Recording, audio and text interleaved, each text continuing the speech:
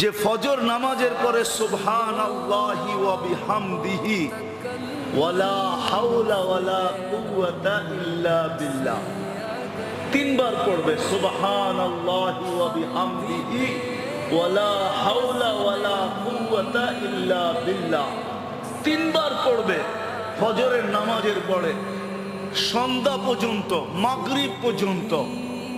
কোনো ধরনের স্ট্রোক হবে না, সব ধরনের স্ট্রোক থেকে নিরাপদ।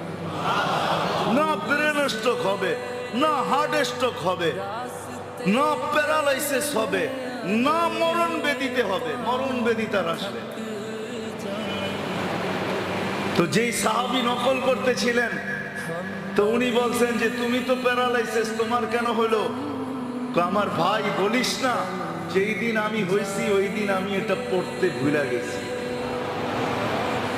কিন্তু আমাকে দেখা আল্লাহর রসুলের কথাকে তুই মিথ্যা ভাবিস না, আল্লাহর রসুলের কথা সত্য, আমি পড়ি নাই ওই দিন ভুলে গেছি, যার কারণে আমি এই বিপদে পড়ছি, আল্লাহর রসুলের কথা সত্য।